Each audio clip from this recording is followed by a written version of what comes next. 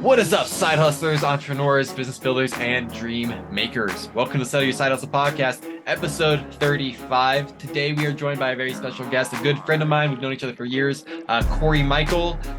He runs a creative design studio, I think might be the best way to say it. Yeah, you know what, Corey, why don't you just go ahead and give us an introduction?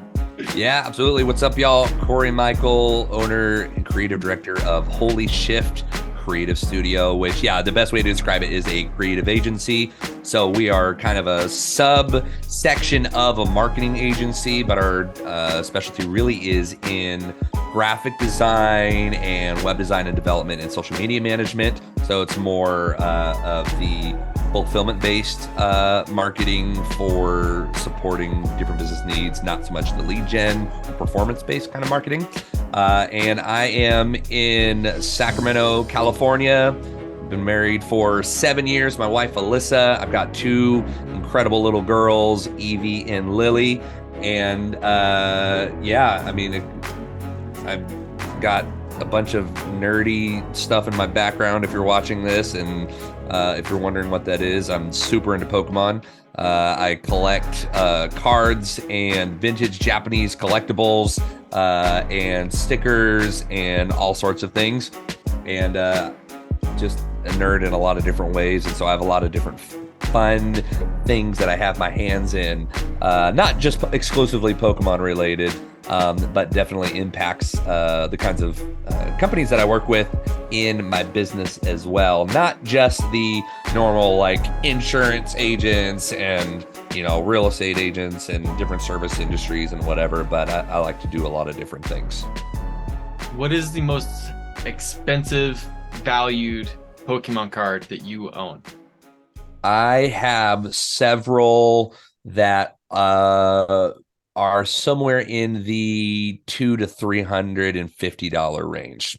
So nothing crazy expensive, but that are, you know, more than a normal person might spend on a single piece of shiny cardboard.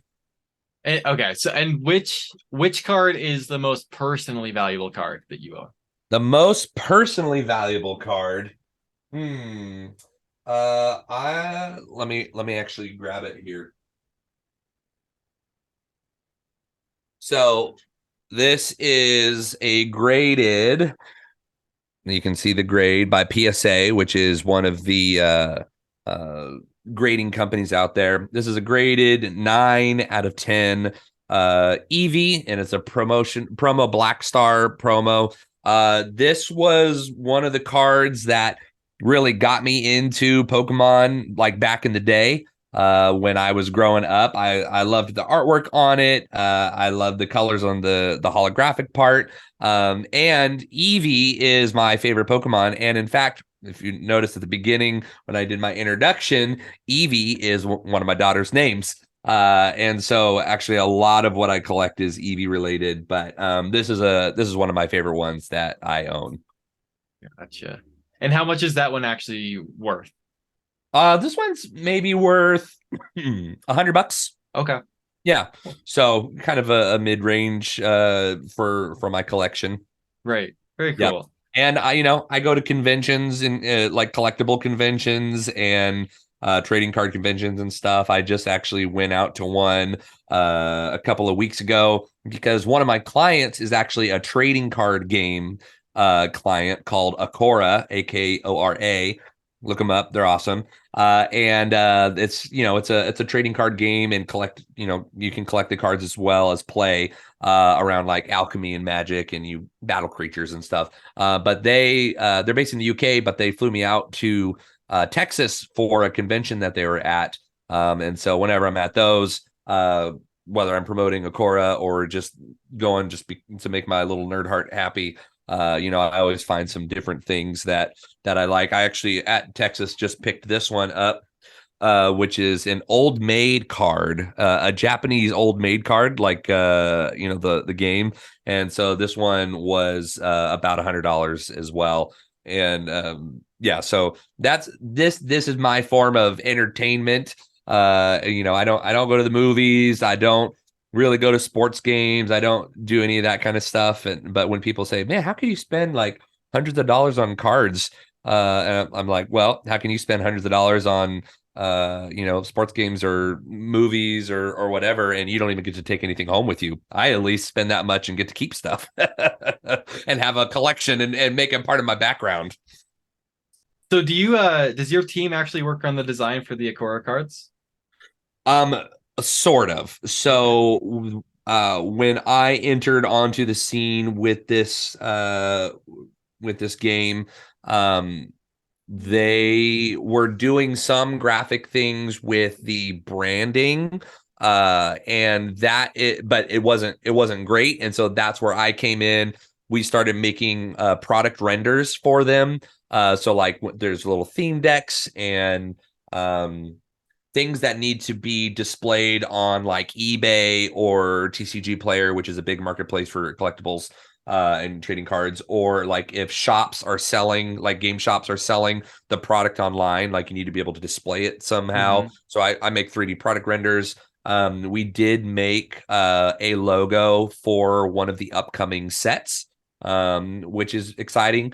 We do not handle any of the actual character artwork, though. They've got specific artists for the illustration side of things.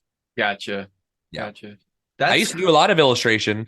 I had dreams of doing something like that at one point, and in fact, not trading card, but do you by chance know Neopets, the virtual pet site? Yeah. So I had a buddy who I met just through online forums, just as maybe a quick little backstory about me that will be helpful just for all of this random stuff that we're talking about here. So I've been drawing, illustrating, using Photoshop and Illustrator, like literally like since their conception when I was in kindergarten. Like I started playing around and drawing things on my computer, with Microsoft Paint, and then that graduated into Photoshop, and I started making logos for bands. And I taught myself HTML when I was in middle school, built my high school's website when I was a freshman in high school. I knew more than my HTML teacher did that I was taking a class for. That just kind of grew and grew and grew. And in this time period, I was doing a lot of illustration. And there was a bunch of online forums I was a part of, and a buddy of mine that I met, his name was Keith, was like a child prodigy programmer. I mean, he hacked government websites as a 12-year-old just to show he could, and then like he would get paid money, like he was one of those kinds of kids. But he created a virtual pet site called Subeta, Subeta, in case somebody want to look it up. It's still in existence today. That was similar to Neopets, but I used to be one of the artists drawing characters and items and effects and worlds and different things for that. I think I was in 8th grade when I was doing that for a couple of years, which is crazy to think that it's been that long. But so like that kind of world has been something I've been really into for a long time. Sci-fi, fantasy, those kinds of things. Like I'm really into that kind of stuff. I love reading high fantasy books. I'm in book 7 right now of the Wheel of Time series, which is a 14-book long, massive book series. And so that's just like very much my world. And I am now at a place in my life and in my career where I can spend adult money on childish things in a lot of ways, and just kind of have my my nerdy itch scratched in different things, which has been a lot of fun. But prior to my business starting 4 years ago, so after I graduated high school, I started working at my church. I worked on staff at a church for 10 years. I was a pastor. I oversaw marketing and media direction. I was the associate pastor. I preached. I taught I taught classes. I oversaw our college age ministry. I oversaw our cafe and volunteers and organized some of our biggest outreach events that we did, as well as some of our biggest fundraising efforts that we did. I did team development, staff development, volunteer development. And so I really had my a lot of hats that I wore that developed me and my leadership skills in a lot of different ways, and really learned how to listen to people, talk to people, care for people, and that's led to a lot of fun opportunities just when I launched my business, and just the business being able to grow organically, including into some of these nerdy spaces that I get to operate in today. I know I just gave you a lot there. You did. And like, I mean, you even said it like it's all over the place, right? Yeah. So I'm going to backtrack the conversation a little bit. Yep.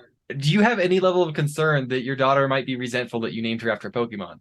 Absolutely not, because she likes Pokemon too. For now. For now, she's 3.5. Now, to be fair, my wife would not let me spell it the same way as the Pokemon. And her full name is Evelyn, which is one of our, we actually have an Evelyn on both sides of our family that we really like. And I was like, we could call her Evie for short. And my wife is like, okay, I'll allow that. So, you know, if she ever becomes resentful, she can just be Evelyn. Mm-hmm. Gotcha. Okay. That's a little better, probably. Yeah. Gotcha. So, and then for listeners, you and I met because you moved to Washington State, where I used to live. Yep. Where I used to live. We both used to live there. You were in Washington for what, 2 years, 3 years? 2.5. 2.5 years. Okay. So I moved up in 2019. And at the beginning of 2019 in March, I believe. And we left in September of 2021 to move back home to the Sacramento area to be with our family. And that we were getting ready to have our second kid at the time. Right. So you and we must have met pretty soon after you moved up there. Yeah, I think it was the summertime, shortly after I had officially launched my business. I had joined a couple of local networking groups, and I had started to join some Facebook business networking groups in Washington. And some guy named Devin reached out to me one day and said, "Hey, I noticed we're in the same networking group. Would you want to get together and get coffee sometime?" And I said, "Sure, sounds good." And if I understand right, you messaged that to a lot of people and you got very few responses. I sent that message to everybody in that Facebook group. That was a local like Washington business owner Facebook group. It's probably even more centralized than that. It might have been like Tacoma. I don't remember. But I sent it to literally everybody in the group, and you were the person who I got coffee with. That's right, baby. And look where we are today. So that actually, so I'm curious. When I built my business initially, I got a ton of my first clients from local networking groups. When I moved to Colorado, I have seriously struggled to find local networking groups, which is odd to me because there are a surprising number there's a surprising number of billionaires who live in Colorado. And there's a surprising number of like tech startups in Colorado, but there aren't local networking groups, at least that I can find. So that's been a struggle for me in the move. It also has directly impacted my business. So my question, obviously in a negative way, right? So sure, listeners, like it has not been good. Just to be clear. So did you personally? I'm going to ask you 2 or 3 questions on this. Sure. But did you find something similar? Did you find networking groups to be a good way to launch your company, or were they something that's, in retrospect was kind of a waste of time? Or what was your experience with being intentional about being on the local networking group scene? Yeah. So going into a business, first of all, I had no plans of ever starting an actual business. My thought after I left my position at the church that I was at, and the reason why I left is because I felt like it was just time to do something else that, obviously I was a pastor, so I'm a Christian. I felt like I was being encouraged by God to step out in faith and do some different things. I didn't know what that was. And I actually had applied for a position at Apple as a management position and up in Washington. Didn't get it, obviously. And I was like, okay, I need to provide for my family. We had our first little girl on the way. We were trying to figure out what we were doing. We moved up to Washington just because we could. My best friend lives up there, and we have a bunch of friends that are in Washington. So that's why we ultimately moved up there. And I was like, okay, I need to figure out how I'm going to make money. My wife is not working currently. And so I was like, well, what is it that I am passionate about, and what is it I'm good at? And for this particular audience listening, this might be helpful. The things that I was passionate about are technology, creativity, and talking to people, And Pokemon. and Pokemon, and nerd stuff. And the stuff I'm passionate about. The stuff that I'm good at is technology and creativity and talking to people and Pokemon. And I was like, okay, for me, what makes the most sense for me to monetize this? And, having done graphic design before, I had some side hustle, side projects, side hustle stuff while I was full time at the church. I was like, I think I'll just do this full time. And so I started off with reaching out to some friends of mine that I knew that were a couple were pastors at churches, a couple were just some business owners. And I said, hey, launching on my own, can I start with just making you some social media graphics or some brochures or whatever, for X amount of money per month? So I just came up with the number. I don't remember what I was charging at the time. I think just like $250 a month for one and $500 for another. And so that's how I started, just asking with people that I knew. And then I actually was resistant to networking groups at first because I had heard horror stories from people about just like people just trying to be salesy and pitch each other all the time and whatever, which I think was probably largely unfounded based on all the networking groups I've actually been a part of. I've never felt like that with any of them. And maybe I'm just part of the right ones, but I feel like I can see that with certain individuals inside networking groups, the but not with individuals. networking groups at whole. Yeah, exactly. And so I didn't know that, right? Because I didn't know business, anything. Right. So I had a couple of mentor type people in my life say, hey, you should really look at joining a local networking group. Because that's where you're going to meet a lot of people in different industries that your particular skill sets would serve, doing business graphics and whatnot. And so I was like, okay. And so I found a local one called Ignite You, which was awesome. There's several hundred people that were a part of it, multiple people in each industry. And I found that really great. And then at my church, I met a lady my very first Sunday there who, they have you turn and meet somebody next to you. And I told this lady what I did. And she's like, oh, we really need a graphic designer in our group. And so I joined that small group. Was that like a BNI businesses. It was called Referral Pros, which actually used to be based on BNI. That is no longer part of BNI. They left to kind of do their own thing. But those were the two that I was a part of up in Washington. And then moving back home to Sacramento, I joined a BNI group here that happens to be the largest one in the area. And one of my clients is a part of it. And he's the one that got me into it because you don't have to be invited into a BNI group. You can just find one. But he's my client and friend invited me into it. And then that was about a year ago, almost exactly a year ago right now.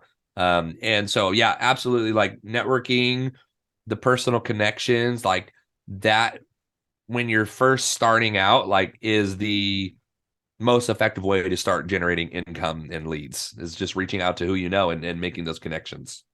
Yeah. And that's been my experience as well. That's the like if I would have told you before I moved to Colorado what my primary plan was, it was networking groups. Yeah. Like I'm just gonna get plugged into networking groups. I'm gonna make relationships. I had like 6 months in the bank, so I was like, I don't need to make money for months. I can build relationships and I can build connections. And like I said, I haven't actually been able to find any networking groups in Fort Collins, Colorado. But that's been my experience too. Is that it's and I typically tell my clients this, my coaching clients specifically, the fastest path to cash is always going to be events. It's going to be whether they're networking group events or whether they're like expos that are like industry specific. Events is always going to be the fastest way because people like connecting with people. Yep. And a bunch of people gathering together in one place for a similar purpose. That is a striking while the iron is hot kind of situation. right. So and there are plenty of events in Denver all the time. Right now, the limiting factor is that my wife and I have one vehicle and she works not at home and I work at home. So it's not impossible, but it is more cumbersome for me to work out going to an event in Denver, Sure. which is about an hour away. But I can't find those local networking groups that are how I started my business. Why don't you start one? I've been asked that so many times. The earnest answer is because I've seen network marketing groups, or I'm sorry, I've seen business networking groups done well, and I've seen them done poorly. And the deciding factor is how much the person who starts it treats it like a real business. And I don't have time for a second business. Like that's the earnestly the truth of it. And so we were both in Ignite U. Ignite U is, I don't know his last name off the top of my head, but Kieran runs Ignite U. Kieran is phenomenal. Mm-hmm. And as a result of what he's done and his intentionality, Ignite U is phenomenal. Best network I keep saying that. Best not network marketing. Not network marketing. Best business networking that I've seen. And I think if I made it my full-time endeavor, I could replicate that well. I don't think it'd be as well. I'm not as naturally charismatic as Kieran, but I could replicate it well. And I don't think that it would be something that without that level of intentionality and effort, I would be willing to do at all. Like that, it's like I don't. So let me challenge your thinking on that a little bit. So in my opinion and experience, so I'll use my time as a pastor for this. So people all the time would come to me and say, hey, we really need blank ministry, or we really need this to happen. Somebody really should reach out to this person. I'm like, perfect.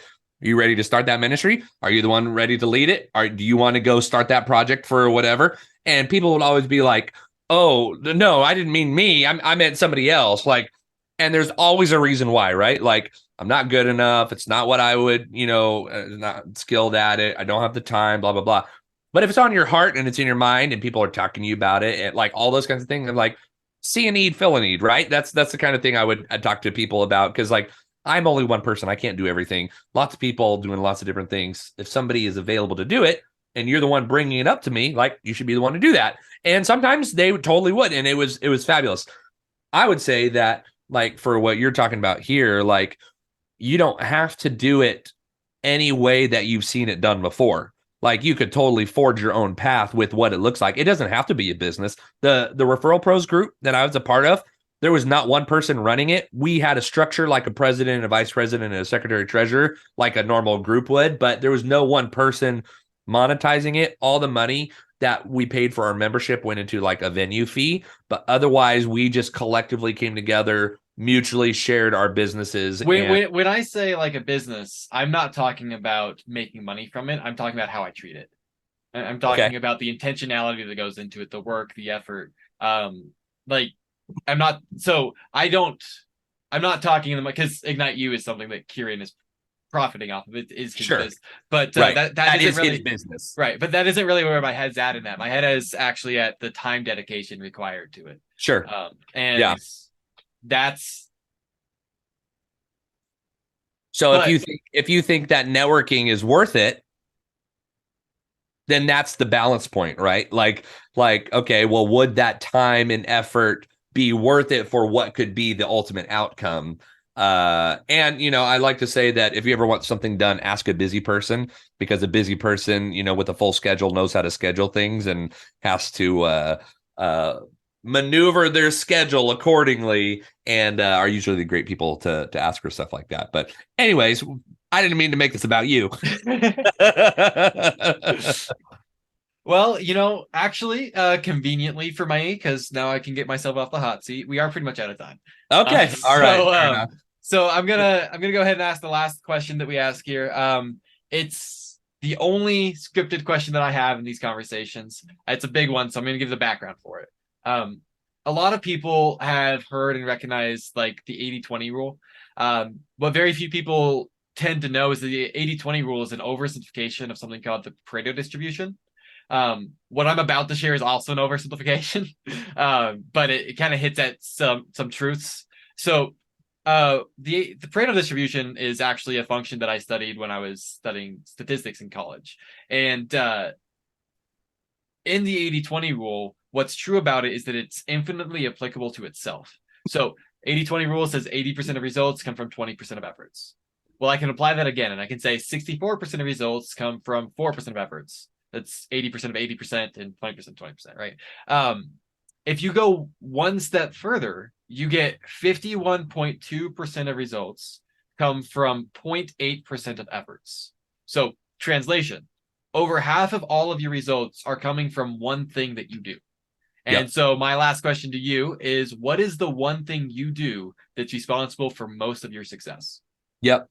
So I have a phrase that I use all the time. That is what I attribute to my success and growth that I encourage people with all the time. And it's this: you will reach people nobody else is reaching by doing things nobody else is doing. Okay. So I'll say that again: reach people nobody else is reaching by doing things that nobody else is doing. So in other words, every area of my life where I've been successful, I've never done it like what anybody else has done. When I was the college pastor at my church, when we were at our peak, we were running I think 70 people a week, which was really large for the church that I was at. I never visited any other young adult ministry in the area, because I'm like, I don't want to do what they're doing. I don't want to emulate what they're doing. I want to do what I feel called to do and what I'm passionate about and what I know to be helpful based on my own experiences and blah, blah, blah. That's one example. When I started my business as just a freelancer, and I'm like, okay, what can I do, not just to get clients, but to get them to talk about me and to refer me and to think about me, right? It's branding. Really, at the end of the day, it's a branding thing, how people think about you. I was borrowing ideas from other industries to be successful in my own industry. So for example, I think that the hospitality industry, like 5-star hotels and all that kind of stuff, like they get some stuff really, really right with like remembering people's names. You go stay at a 5-star hotel, they like remember your drink order, and they do personalized, notes, and like they do all sorts of stuff like that. Or like on a cruise, and they do the same kind of thing.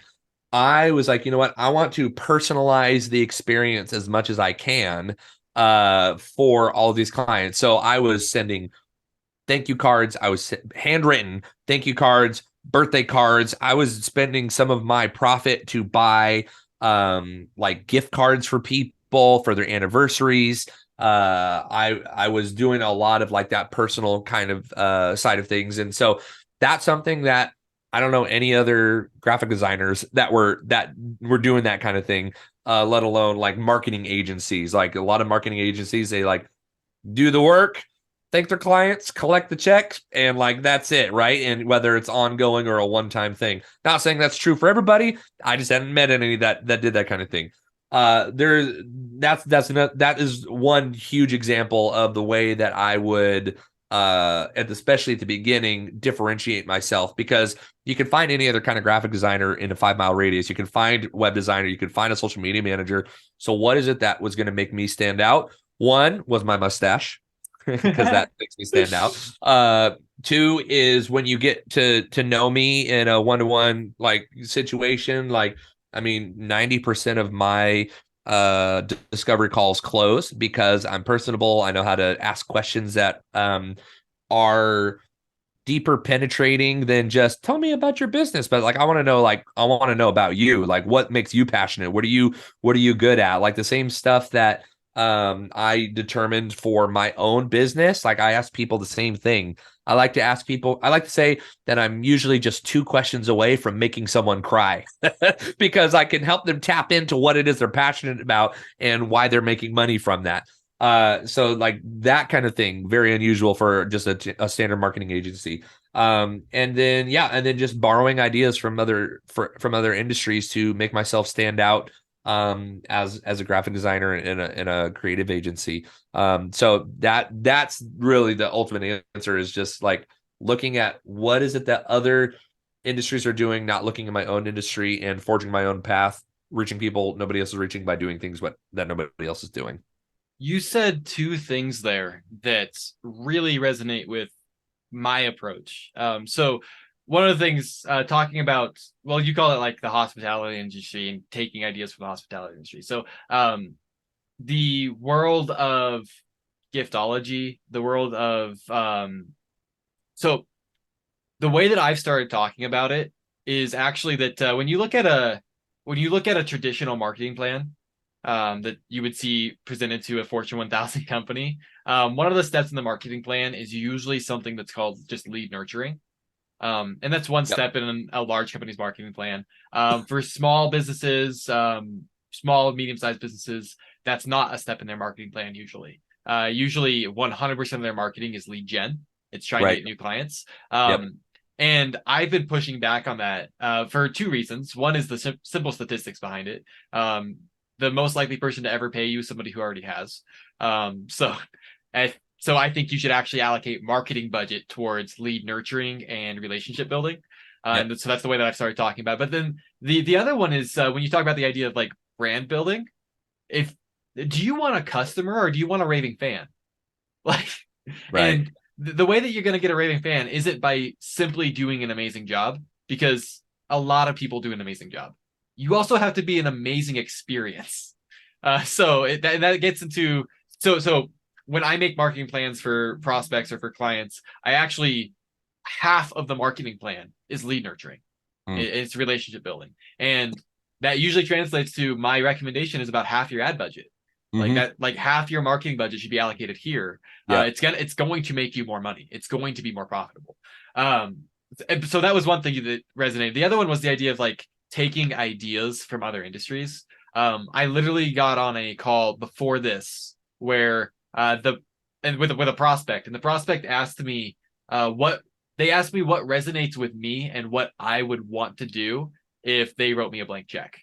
And my answer to them was simply, I really like building strategies and building systems in industries I've never worked in before. I like being the guy who sees drive-throughs and banks and adds them to my restaurant, and suddenly fast food is born. Like I like those innovations, and the easiest way to make those innovations is to simply go into a new industry and experience it and think through those things. And so the way that I actually worded it with them is like, I like doing something neither of us have ever done before, because they've never had a marketing agency before, and winning. Like, so nice. A lot of what you said just really resonates with, but to be completely fair, this has been a shift in my thinking that's happened this year, right? And I've been in business for 8 years, and it's this year that I started really being like, when things work, it's always the same things that work. Right. Like, oh, why is this business working? Because for some reason your client base really likes you. That's it. That's always it. One of my mentors from afar, just somebody that I've just consumed like all of his content. I've actually talked to him a couple times in person too, but one of the things he always says is like, in like economic downturns, or when you are just struggling for some reason, like go deep, not wide. And he's like, it's not the best use of time, energy, resource to just throw a net out there necessarily to just try to get as many new people as possible, but to go back to your pool Mhm. and invest that time, energy, money into, like you said, Devin, like the people that have already paid you. See if you can get them to pay you again, and then maybe refer, and like so you're going deep into your contact list rather than trying to spread the net thin and go wide with it. Right. Okay, so I think we're gonna have to wrap this up. I think we could probably talk for hours if we let it. Yeah. But so how can people stay in touch with you, follow with you, reach out to you if they want you to do some work for them? What's the Yeah. best way for people to connect with you? Totally. So you can follow me on for my personal stuff at the Corey Michael on Instagram. And so that's THE Corey is COREYMICHAEL. For kind of a mix of business and personal stuff, you can follow me on Facebook. Just look up Corey Michael. And you can go to my website, holyshift.studio. And if you want to follow my nerd stuff, I have an Instagram specifically for that, and that is mustachery_ on Instagram. So you can find the different things that I'm a part of on there. Awesome. And I'll have links to all that in the show notes. Everybody listening, thank you so much for letting us talk to you for a half hour or so here. Corey, thank you so much for being on. Thanks for letting me on. Everybody enjoy your weekend. We'll talk on Monday. Have a good one, y'all.